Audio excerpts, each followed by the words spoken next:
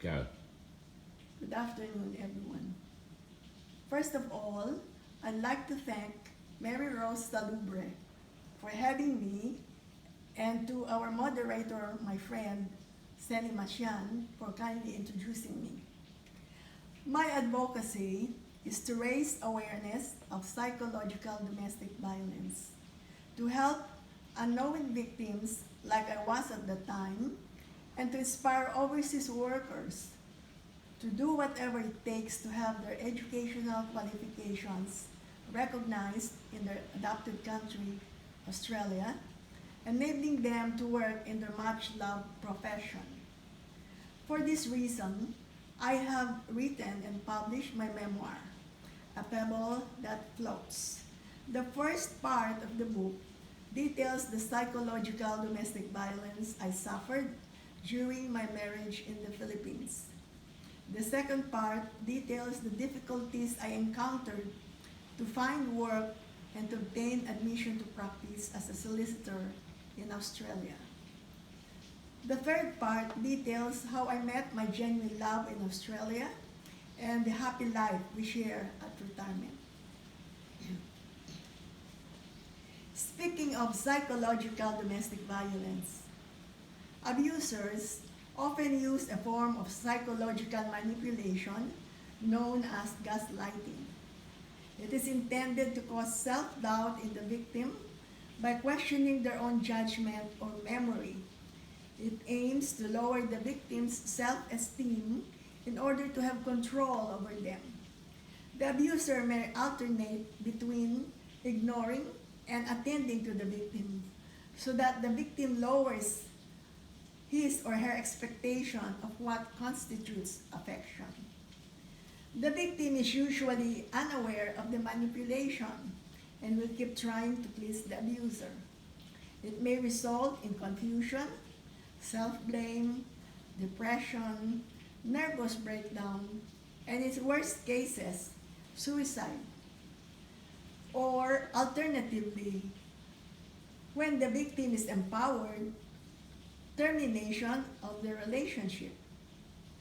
In my migration practice, I had obtained partner permanent resident visas based on psychological domestic violence for at least 2 men. So note, victims are not only women.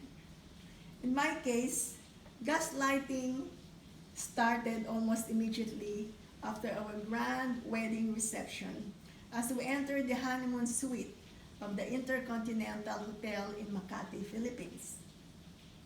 Before we went to bed that evening, my ex-husband threw his shoes across the room and asked me to pick them up. Now that we are married, I can do what I like and you can't do anything, he declared. Then, instead of taking pleasure at my first experience in lovemaking, he said, "We had sex for the first time, but you are not a virgin." It took me 8 agonizing years to realize that this false accusation was to cover up his intention to keep a girlfriend as his mistress throughout our marriage. He isolated me from friends and relatives so he could have unfettered influence over my thoughts and actions. He frequently attempted to change little things that make me not good enough for him, like requiring me to shampoo my hair day and night every day, or to open the gate for him at midnight, despite 3 live-in housemaids who would do it routinely. Because of the constant psychological abuse, I decided to end my marriage by both Catholic Church and legal annulment, leaving a lucrative corporate practice behind to migrate to Australia with our 9-year-old son. After I arrived in Australia, I applied in almost all law firms in Sydney, but found myself unemployable as a lawyer. I worked as a legal secretary to gain the required local work experience. But having had a very efficient secretary in Manila throughout my working life, I could not type names and addresses on the center of the envelope.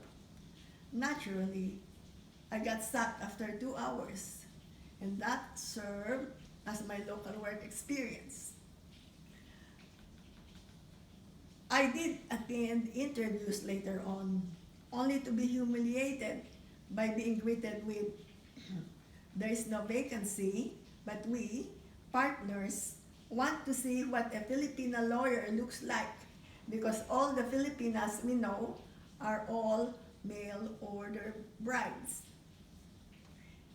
Eventually, I opened a rewarding legal and migration practice on my own.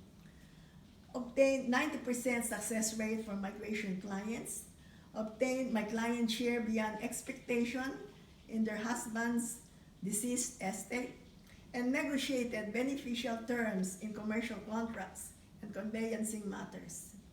I also offered an internship program to provide work experience for overseas qualified lawyers, law students, and graduates.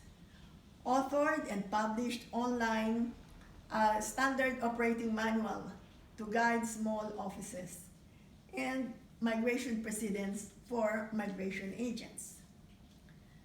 In 2008, I obtained the recognition of the PRC board examinations as a qualification equivalent to an Australian bachelor's degree. Before that, teachers, IT professionals, accountants, and many other professions requiring a degree, an Australian bachelor's degree, were required to have a master's degree, even if they would have graduated summa cum laude.